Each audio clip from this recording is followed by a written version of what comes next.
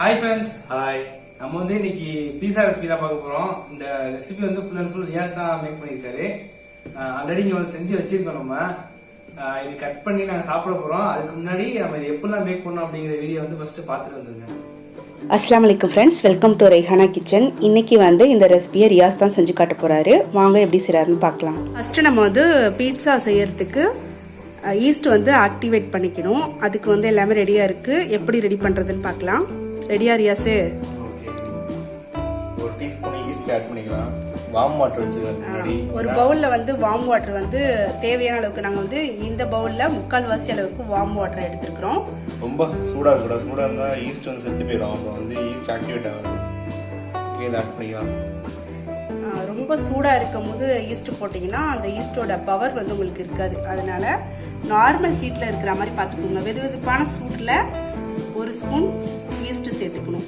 அதே போல 1 spoon sugar, இது ரெண்டையும் சேர்த்து நல்லா மிக்ஸ் பண்ணிட்டு மூடி வச்சிடலாம். ஒரு 10 நிமிஷத்துக்கு அப்புறமா ஓபன் பண்ணிக்கலாம்.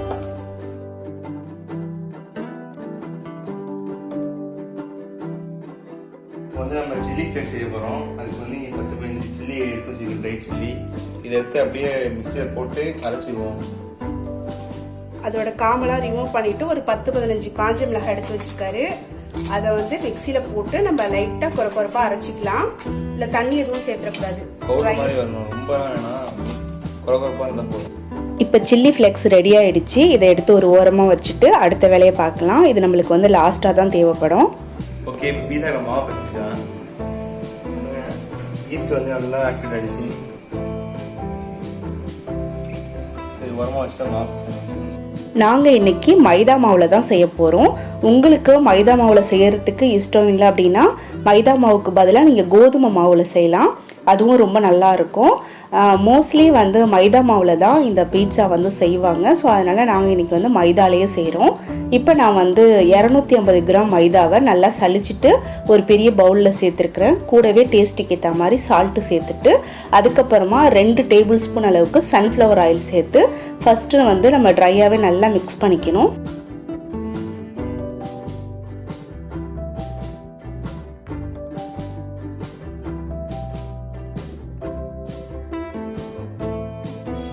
இப்போ நம்ம ட்ரையாகவே மாவை நல்லா மிக்ஸ் பண்ணிட்டோம். அதுக்கப்புறமா நம்ம ஆக்டிவேட் பண்ணி வச்சிருந்த ஈஸ்ட் இருக்கு இல்லையா, அதை கொஞ்சம் கொஞ்சமாக சேர்த்து மாவை நல்லா பசஞ்சிக்க போகிறோம்.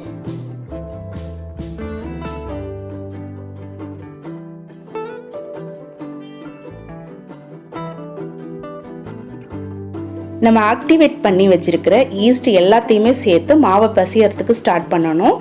சப்போஸ் வந்து மாவு ரொம்ப கெட்டியாக இருக்கிற மாதிரி இருந்துச்சுனாக்கா நீங்கள் கொஞ்சம் தண்ணி தெளித்து தாராளமாக இந்த மாவை பிசையலாம். இந்த மாவோட பதம் எப்படி இருக்கணும்னு பார்த்தீங்கன்னா நம்ம கையில் ஒட்டணும். பிசுபிசுப்பு தன்மையோட கையில் ஒட்டுற பதத்தில் தான் இந்த பீட்சா மாவு வந்து இருக்கணும். அதுதான் கரெக்டான பதம். நம்ம வந்து சப்பாத்தி மாவு மாதிரி கெட்டியாக பிசைஞ்சிடக்கூடாது. இப்போ வந்து நம்ம கைவிடாமல் மாவை பிசைஞ்சிக்கிட்டே இருந்தோம் அப்படின்னாக்கா கையில் மாவு ஒட்டாமல் நல்லா இலைகளை நல்லா சாஃப்டாக இந்த மாவு வந்து ரெடி ஆகிடும். இப்போ மாவு பாருங்கள் நல்லா சூப்பராக ரெடி ஆகிடுச்சு. இப்போ இந்த பவுலில் கொஞ்சமாக வந்து ஆயில் வந்து சேர்த்துட்டு பிசைஞ்சு வச்சுருக்கிற மாவு அதுக்குள்ளே வச்சு மூடி வச்சிடலாம். இது வந்து பார்த்திங்கன்னா ஒரு 3 ஹவர்ஸ் வரைக்கும் அப்படியே இருந்துச்சுனாக்கா மாவு நல்லா ஊறி வந்துடும். முடிஞ்ச வரைக்கும் நீங்கள் ஒரு 2 ஹவர்ஸ் ஆச்சும் இந்த மாவை வந்து ஊற வைக்கணும். இன்றைக்கி நாங்கள் வந்து ஒரு 2 ஹவர்ஸ்க்கு மாவை வந்து ஊற வைக்க போகிறோம். இந்த மாவு ஊறிட்டு இருக்க டைமில் பீட்சா சாஸ் வந்து செய்ய போகிறோம். அது எப்படி செய்யுதுன்னு சொல்லிட்டு இப்போ பார்க்கலாம். ஓகே, இப்போ பீஸா மாவு ரெடி ஆகிட்டுருக்காங்க, ஊறிட்டு இருக்கு. வந்து நம்ம பீஸாக்கு சாஸ் தேவைப்படுது. அதனால பீஸாக்கு சாஸ் செய்ய போகிறோம். அவங்க செய்வோம். மாவு வந்து ஊறிட்டு இருக்க டைமில் ஒரு 2 ஹவர்ஸ் இருக்கு இல்லையா, அதுங்காட்டிலும் நம்ம வந்து இதை ரெடி பண்ணிடலாம். இதுக்கு ஒரு 4 தக்காளி எடுத்துருக்குறோம். நல்லா வாஷ் பண்ணிவிட்டு ஒரு கடாயில் கொஞ்சமாக தண்ணி ஊற்றி ரெடியாக எடுத்து வச்சுருக்கிறேன். இப்போ இந்த தக்காளியோட அந்த காம்பு பகுதி இருக்கும் இல்லையா, அதை வந்து கட் பண்ணி ரிமூவ் பண்ணிவிட்டு அதுக்கப்புறமா இதை 4ஆக கட் பண்ணணும். ரொம்ப கட் பண்ணக்கூடாது, ரொம்ப ஆழமாக கட் பண்ணாமல் லைட்டாக வந்து கட் பண்ணி விடணும். கட் பண்ணி விட்டுட்டு இதை வந்து நல்லா வேக வச்சுக்கலாம். இந்த தக்காளியோட தோல் வந்து சுருங்கி வர அளவுக்கு நம்ம வேக வச்சுக்கணும்.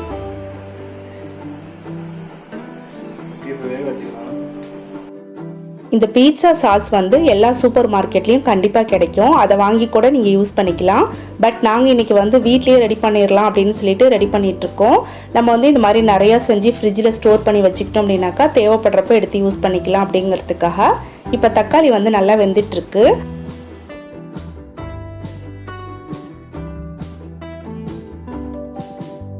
அடுத்து ஒரு சின்ன சைஸ் பெரிய வெங்காயத்தை தோலெல்லாம் எடுத்துட்டு சின்ன சின்ன பீஸாக கட் பண்ணிக்கணும். அதுக்கப்புறமா ஒரு 5-6 பல் பூண்டு வந்து நல்லா மெல்லிசாக பொடியாக நம்மளால் முடிஞ்ச வரைக்கும் நல்லா பொடியாக சாப் பண்ணி எடுத்துக்கணும். இப்போ வந்து தக்காளி நல்லா வெந்துருச்சு. தண்ணியெல்லாம் வடிச்சிட்டு தக்காளியை தனியாக எடுத்து வச்சுருக்கிறேன். அது நல்லா கம்ப்ளீட்டாக ஆறுனதுக்கு அப்புறமா அந்த தோலை மட்டும் ரிமூவ் பண்ணிடலாம். தோல் வந்து நம்மளுக்கு தேவையில்லை, அதை வந்து நம்ம தூக்கி போட்டுடலாம். இப்போ வந்து தக்காளியை நான் வந்து சின்ன சின்னதாக கட் பண்ணிக்கிட்டேன். வேக வச்சு தோல் எடுத்த தக்காளியை வந்து சின்ன சின்னதாக கட் பண்ணிவிட்டு மிக்சியில் சேர்த்துட்டு கூடவே நம்ம கட் பண்ணி வச்சுருக்கிற வெங்காயத்தையும் சேர்த்துடணும். பூண்டு சேர்க்கக்கூடாது, வெங்காயத்தை மட்டும் சேர்த்து இப்போ ரெண்டத்தையும் ஒன்றா சேர்த்து நல்லா ஃபைன் பேஸ்ட்டாக அரைச்சி எடுத்துடலாம். ஓகே, பீஸா சாஸ் செய்யறதுக்கு தேவையான எல்லா பொருளும் ரெடி பண்ணி வச்சுருக்கேன். வாங்க செய்யறது ஸ்டார்ட் பண்ணிடுவோம். இப்போ அடுப்பை ஆன் பண்ணிவிட்டு ஒரு நான்ஸ்டிக் கடாய் வச்சு சூடு பண்ணிக்கிறேன். அதுக்கப்புறமா 2-3 டேபிள் ஸ்பூன் அளவுக்கு ஆயில் சேர்த்துக்கணும். ஆயில் வந்து லைட்டாக சூடு வந்ததும் நம்ம பொடியாக சாப் பண்ணி வச்சுருக்கிற பூண்டை சேர்த்து லைட்டாக ஃப்ரை பண்ணிக்கணும். லைட்டாக ஃப்ரை பண்ணதுக்கு அப்புறமா நம்ம ஆல்ரெடி அரைச்சி வச்சுருக்கிற தக்காளி வெங்காயம் பேஸ்ட் இருக்குல்லையே அதை சேர்த்துடலாம். இந்த சாஸ் வந்து பார்த்தீங்கன்னா நம்ம நான்ஸ்டிக் கடாயில் செய்யும் போது ஒட்டாமல் நல்லா சூப்பராக வரும். அதனால முடிஞ்ச வரைக்கும் நீங்கள் வந்து நான்ஸ்டிக் கடாயிலே செய்யுங்க. அடுத்து இது கூட 1 டேபிள் ஸ்பூன் அளவுக்கு மிளகாய் தூள், டேஸ்ட்டுக்கு ஏற்ற மாதிரி சால்ட்டு சேர்த்து நல்லா மிக்ஸ் பண்ணிக்கணும். அதுக்கப்புறமா நம்ம மிக்சியில் வந்து தக்காளியும் வெங்காயமும் அரைச்சோம் இல்லையா, அதில் ஒரு 1/4 டம்ளர் அளவுக்கு தண்ணி ஊற்றி அதை நல்லா அலசிட்டு இது கூட சேர்த்து நல்லா மிக்ஸ் பண்ணிவிட்டு மூடி வச்சிடலாம். தக்காளியோட பச்சை ஸ்மெல் போகிற வரைக்கும் நல்லா கொதிக்கட்டும். இதில் நம்ம வந்து மிளகாய் தூள் சேர்த்தோம் இல்லையா, அப்போவே வந்து ஒரு 1/2 டேபிள் ஸ்பூன் அளவுக்கு காஷ்மீரி மிளகாய் தூள் இருந்துச்சுன்னா சேர்த்துக்கோங்க. நல்ல கலர் கொடுக்கும். என்கிட்ட இல்லை, அதனால நான் சேர்க்கல. உங்ககிட்ட இருந்துச்சுனாக்கா மறந்துடாமல் கண்டிப்பாக சேர்த்துக்கோங்க. இங்கே வந்து டொமேட்டோ சாஸு, லெமனு, அதுக்கப்புறம் pepper powder, chilli flakes, butter எல்லாமே ரெடியாக எடுத்து வச்சுருக்கோம். இப்போ இது எல்லாத்தையும் நம்ம வந்து இதில் சேர்த்து மிக்ஸ் பண்ண போகிறோம். இப்போ தக்காளியோட ரா ஸ்மெல் போகிற வரைக்கும் நல்லா கொதிக்க வச்சுட்டேன். அதுக்கப்புறமா ஓப்பன் பண்ணி நல்லா இந்த மாதிரி கலந்து விட்டுக்கிறேன். இப்போ இதில் வந்து 1 டேபிள் ஸ்பூன் அளவுக்கு பட்டர் சேர்த்துக்கணும். பட்டர் சேர்த்து செய்யும் போது இந்த சாஸ் பார்த்தீங்கன்னா நல்லா ஷைனிங்காக இருக்கும், அதனால் கண்டிப்பாக சேர்த்துக்கோங்க. அடுத்து இது கூட வந்து 3 டேபிள் ஸ்பூன் அளவுக்கு டொமேட்டோ சாஸ் வந்து சேர்த்துக்கணும். அடுத்ததாக இந்த மாதிரி சின்ன ஸ்பூனால் 1 ஸ்பூன் பெப்பர் பவுடர் சேர்த்துக்கோங்க. அதே ஸ்பூனில் சில்லி ஃப்ளேக்ஸ் வந்து நம்ம அரைச்சி வச்சுருந்தோம் இல்லையா, அது வந்து 1-1 1/2 ஸ்பூன் உங்கள் காரத்துக்கு ஏற்ற மாதிரி நீங்கள் சேர்த்துக்கலாம். அடுத்து 1 டேபிள் ஸ்பூன் அளவுக்கு வினிகர் சேர்த்துக்கணும். வினிகர் இல்லை அப்படின்னாக்கா 1/2 லெமனோட ஜூஸ் வந்து சேர்த்துக்கோங்க. சேர்த்து ஒரு தடவை நல்லா மிக்ஸ் பண்ணிவிட்டு அதுக்கப்புறமா ஒரு சின்ன ஸ்பூனால் 1 ஸ்பூன் சுகர் சேர்த்துக்கணும். இது எல்லாம் சேர்த்து நல்லா மிக்ஸ் பண்ணிவிடுங்க. நம்ம கடையில் போய் வாங்குகிற சாஸ் பார்த்தீங்கன்னா நல்லா ரெட் கலரில் இருக்கும். அதனால கலருக்காக நான் இன்றைக்கி என்ன பண்ண போகிறேன்னா கொஞ்சமாக ஃபுட் கலர் சேர்த்து நல்லா மிக்ஸ் பண்ணியிருக்கிறேன். இப்போ பாருங்கள் எவ்வளோ அழகாக சூப்பராக நல்லா ரெட் கலரில் இருக்குது. இது வந்து ஆப்ஷனல் தான், நீங்கள் வந்து ஃபுட் கலர் சேர்த்தே ஆகணுங்கிற கட்டாயம் கிடையாது. ஃபுட் கலர் வந்து நம்ம ஹெல்த்துக்கு நல்லது இல்லை, அதனால நீங்கள் வந்து இது ஆப்ஷனலாக எடுத்துக்கலாம். உங்களுக்கு வேணும்னா சேர்த்துக்கோங்க, பிடிக்கல அப்படின்னாக்கா ஸ்கிப் பண்ணிக்கலாம். இப்போ சாஸ் வந்து ரெடி ஆகிடுச்சு. இந்த பதத்தில் இருந்தால் போதும். ரொம்ப தண்ணியாக இருந்துச்சுன்னா வந்து செட் ஆகாது பீஸாவில். அந்த டோலை வந்து தண்ணி ஆகிடும் இது வச்சதுக்கப்புறம். இந்த மாதிரி கரெக்டாக இதுதான் கரெக்டான சாஸை வந்து நம்ம ரொம்ப நேரம் அடுப்புலேயே மூடி அப்படியே வச்சிடக்கூடாது. ஸ்டவ் வந்து மிதமான சூட்டில் வச்சுக்கணும். நம்ம அடிக்கடி ஓப்பன் பண்ணிவிட்டு நல்லா கலந்து விட்டுக்கிட்டே இருக்கணும், அப்போ தான் சீக்கிரமாக ரெடி ஆகும். இப்போ சூப்பராக வந்து சாஸ் வந்து ரெடி ஆகிடுச்சு. நம்ம வந்து ஸ்டவ் ஆஃப் பண்ணிவிட்டு எடுத்து வச்சிடலாம். அடுத்து பீட்சாவில் சேர்க்கறதுக்காக வெஜிடபிள் வந்து கட் பண்ணுறேன். நான் வந்து கேப்சிகம் வந்து 1 எடுத்துருக்கிறேன். அதை வந்து நீல வாக்கில் மெல்லிசாக கட் பண்ணிக்கிறேன். கூடவே வந்து 2 தக்காளி, 1 வெங்காயம் எடுத்துருக்கிறேன். இன்றைக்கி நான் வந்து இது மட்டும் தான் சேர்க்க போகிறேன். இது கூட நீங்கள் வந்து மஷ்ரூம் சேர்க்கலாம், அதுக்கப்புறம் வந்து ஸ்வீட் கார்ன் சேர்க்கலாம். உங்களுக்கு பிடிச்ச வெஜிடபிள் எது வேணால் சேர்த்துக்கலாம். நான் இன்றைக்கி வந்து பார்த்தீங்கன்னா ஒரே ஒரு கேப்சிகம், வெங்காயம், தக்காளி இது மட்டும் தான் சேர்க்க போகிறேன். கேப்சிகம் கூட பார்த்தீங்கன்னா நீங்கள் ரெட் கலரு, எல்லோ கலர் இதெல்லாமே கலந்து சேர்த்திங்கன்னா பார்க்குறதுக்கு நல்லா கலர்ஃபுல்லாக சூப்பராக இருக்கும். பட் எனக்கு வந்து க்ரீன் கலர் மட்டும் தான் கிடச்சிச்சு, ஸோ அதனால் நான் க்ரீன் கலர் மட்டும் எடுத்துக்கிறேன். இப்போ நான் வந்து ஸ்டவ் ஆன் பண்ணி சிம்மில் வச்சுட்டு ஒரு நான்ஸ்டிக் பேன் வச்சு இதில் வந்து 1 இன்ச்சு உயரத்துக்கு சால்ட்டு சேர்த்து இந்த மாதிரி நல்லா ஈவன் பண்ணிக்கிறேன். ஈவன் பண்ணதுக்கப்புறமா மூடி போட்டு ஒரு 10 நிமிஷம் வரைக்கும் நம்ம இதை நல்லா ப்ரீஹீட் பண்ணிக்கணும். ஓவன் இருந்துச்சு அப்படின்னாக்கா நீங்கள் அதிலேயே வச்சு பேக் பண்ணலாம். என்கிட்ட ஓவன் இல்லை, அதனால நான் இந்த மாதிரி பீட்சா வந்து பேக் பண்ண போகிறேன். இப்போ இது ரெடி ஆகிட்டு இருக்கட்டும். இது வந்து ஹீட் ஆகும் காட்டிலும் அந்த டைமில் நம்ம வந்து பீட்சா வந்து ரெடி பண்ணிக்கலாம். மாவு பாருங்கள் நல்லா ஒரு 2 ஹவர்ஸுக்கு ஊறி நல்லா புஃப்னு வந்துருச்சு. இதை நம்ம திரும்பவும் எடுத்து கொஞ்சம் நேரம் பிசையணும். மாவு பாருங்கள் பவுல்லையும் ஒட்டலை, நம்ம கையிலையும் ஒட்டலை, சூப்பராக வந்திருக்கு. நம்ம ஆல்ரெடி ஆயில் அப்ளை பண்ணி வச்சுருக்கிறதுனால இந்த மாதிரி ஒட்டாமல் வந்துடும். இதை வந்து ஜஸ்ட் ஒரு 3 மினிட்ஸ் வந்து நீங்கள் பிசைஞ்சா போதும். ரொம்ப நேரம் பிசைய தேவையில்லை. லைட்டாக பிசைஞ்சிக்கணும், ரொம்ப அழுத்திலாம் பிசையக்கூடாது. லைட்டாக பிசைஞ்சிட்டு இந்த மாதிரி 4ஆக கட் பண்ணி எடுத்துக்கலாம். நம்ம இன்றைக்கி வந்து 250 கிராம் மாவுக்கு 4 பீட்சா வந்து செய்ய போகிறோம். பீட்சா பார்த்தீங்கன்னா ரொம்ப சின்னதும் இல்லாமல் பெருசும் இல்லாமல் மீடியம் சைஸில் கிடைக்கும். ஸோ 4ஆக கட் பண்ணி எடுத்துகிட்டு இப்போ ஒவ்வொரு பீஸாக எடுத்து நம்ம வந்து பீட்சா செய்யறதுக்கு ஸ்டார்ட் பண்ணிடலாம். மாவை வந்து பார்த்திங்கன்னா இந்த மாதிரி ரவுண்டு ஷேப்புக்கு நம்ம பிசைஞ்சு கொண்டு வரணும். அதுக்கப்புறமா நம்ம எந்த பிளேட்டில் பீட்சா வந்து செய்ய போகிறோமோ அந்த பிளேட்டில் கொஞ்சமாக நம்ம வந்து பட்டர் எடுத்து எல்லா இடங்களையும் படுற மாதிரி அப்ளை பண்ணிக்கணும். பீட்சா செய்யறதுக்கான பிளேட்டு பார்த்தீங்கன்னா இந்த மாதிரி தான் இருக்கணும், கொஞ்சம் குழிவாக இருக்கணும். அப்போ தான் அந்த பீட்சாவோட ஓரம்லாம் பார்த்தீங்கன்னா கொஞ்சம் நல்லா பஃபியாக கொஞ்சம் மொத்தமாக வந்து நம்மளுக்கு பேக் ஆகி வரும். அதனால் இந்த மாதிரி ஒரு பிளேட்டை வந்து எடுத்துக்கோங்க. அதுக்கப்புறமா நம்ம ரெடி பண்ணி வச்சுருக்கிற பீட்சா அந்த டோ இருக்கு இல்லையா, அதை எடுத்து வச்சு லைட்டாக வந்து இந்த மாதிரி தட்டிக்கலாம். அந்த பிளேட்டு ஃபுல்லாகவே நீங்கள் வந்து தட்டிடணும். பீட்சாவில் நிறைய வெரைட்டிஸ் வந்து நம்ம செய்யலாம். அதில் இன்றைக்கி நம்ம என்ன பண்ணியிருக்கோம்னு பார்த்தீங்கன்னா ரொம்ப ஈஸியாக சீக்கிரமாக வீட்லேயே எப்படி செய்கிறது அப்படிங்கிறத நான் உங்களுக்கு செஞ்சு காட்டியிருக்கேன். கண்டிப்பாக இந்த மெத்தடில் செஞ்சு பாருங்கள், ரொம்ப டேஸ்ட்டாக சூப்பராக இருக்கும். நம்மளுக்கு செய்கிறதுக்கும் ஈஸியாக இருக்கும். டேஸ்ட் வேறு லெவலாக இருந்துச்சு. கண்டிப்பாக வந்து ட்ரை பண்ணுங்கள். இப்போ நான் வந்து என்ன பண்ணியிருக்கேன்னு பார்த்தீங்கன்னா பீட்சா வந்து அந்த பிளேட்டு ஃபுல்லாகவே ஈவனாக தட்டியாச்சு. அதுக்கப்புறம் ஓரங்களில் வந்து இந்த மாதிரி லைட்டாக அழுத்தி விடணும். அப்போ தான் பீட்சா வந்து பேக்காகி வரும்போது ஓரங்கள் வந்து நல்லா பஃபியாக உங்களுக்கு உப்பி வரும். அதனால் இந்த மாதிரி அழுத்தி விட்டுருங்க. அதுக்கப்புறமா ஃபோர்க் வச்சு அங்கங்கே வந்து சின்ன சின்னதாக ஹோல்ஸ் போடணும். என்கிட்ட வந்து ஃபோர்க் இல்லை, எங்கேயோ மிஸ் ஆகிடுச்சு. அதனால் நான் ஒரு சின்ன மெல்லிசான ஸ்டிக்கு வச்சு எல்லா இடங்களையும் வந்து சின்ன சின்ன ஹோல்ஸ் வந்து போட்டிருக்கிறேன். அதுக்கப்புறமா நம்ம ரெடி பண்ணி வச்சுருக்கோம் பாருங்கள், அந்த சாஸ் இருக்கு இல்லையா, அதை வந்து கொஞ்சமாக ஒரு லேயருக்கு வந்து நம்ம ஃபுல்லாக அப்ளை பண்ணிக்கணும். இதுக்கப்புறம் நம்ம வந்து சீஸ் எடுத்துக்கணும். சீஸ் பார்த்தீங்கன்னா நல்லா பூ மாதிரி துருவிக்கணும். துருவின சீஸ் வந்து நம்ம அந்த சாஸ்க்கு மேலே வந்து எல்லா இடங்களையும் படுற மாதிரி ஈவனாக போடணும். நான் எடுத்துருக்கிற சீஸ் வந்து பார்த்தீங்கன்னா துருவறதுக்கு வரல, கையாலேயே உடச்சி போடுற மாதிரி ஈஸியாக இருந்துச்சு. ஸோ அதனால் நாங்கள் கையாலேயே உடச்சி இந்த மாதிரி போட்டுக்கிட்டோம்.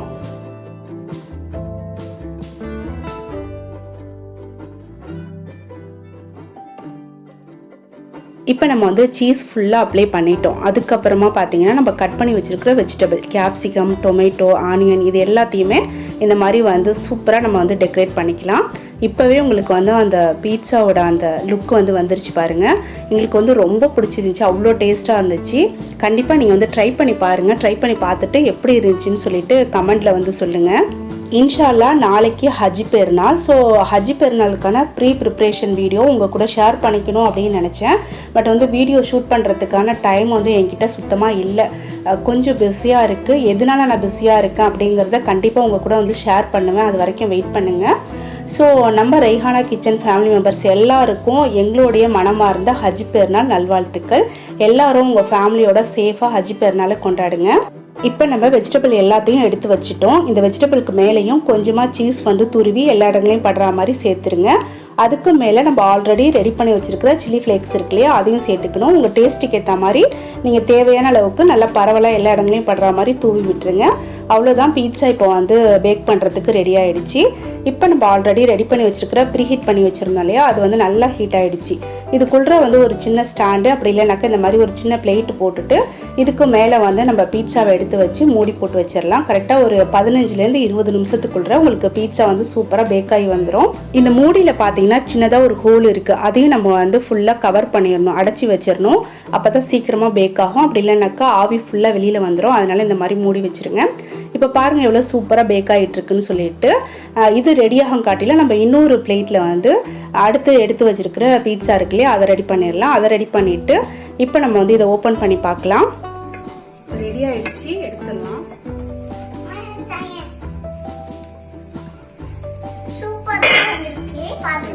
இதை எடுத்து வச்சுட்டு அடுத்து நம்ம ரெடி பண்ணி வச்சிருக்கிற அந்த பிளேட்டை தூக்கி இதில் வச்சு மறுபடியும் பேக் பண்ணிக்கலாம். இந்த மாதிரி 4 பீட்சாவையும் ஒன்று மாற்றி ஒன்று பேக் பண்ணி எடுத்துடலாம்.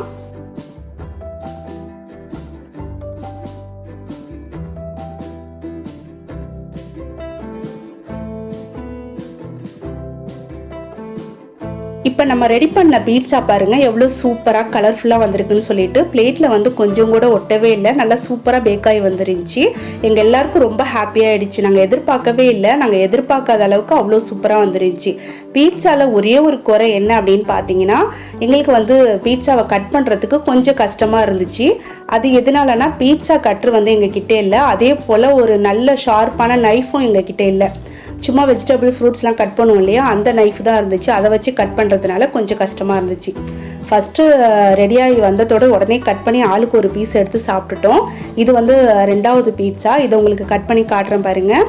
உண்மையிலேயே வந்து அவ்வளோ சூப்பராக வந்துருந்துச்சு. இந்த சீஸோடு எடுத்து அந்த பீட்சா சாப்பிட்றதுக்கு அவ்வளோ டேஸ்ட்டாக இருந்துச்சு. என்னை பொறுத்த வரைக்கும் இந்த பீட்சாவுக்கு நல்ல ஒரு சூப்பரான டேஸ்ட் கொடுக்கறது இந்த சீஸ் தான். இந்த சீஸோடு எடுத்து சாப்பிட்றதுக்கு அவ்வளோ டேஸ்ட்டாக இருந்துச்சுன்னா பாருங்கள், அவ்வளோ சூப்பராக வந்துருந்துச்சு. கண்டிப்பாக நீங்கள் வந்து ட்ரை பண்ணி பாருங்கள். நாங்கள் எல்லாருமே இப்போ தான் ஃபஸ்ட் டைம் பார்த்தீங்கன்னா பீட்சா வந்து சாப்பிட்றோம். இதுக்கு முன்னாடி சாப்பிட்டதே கிடையாது. ஃபஸ்ட் டைம் நாங்களே ரெடி பண்ணி சாப்பிட்றது எங்களுக்கு அவ்வளோ ஹாப்பியாக இருந்துச்சு. அதுவும் சூப்பராக வந்திருந்ததுனால ரொம்ப ஹாப்பியாக இருந்துச்சு.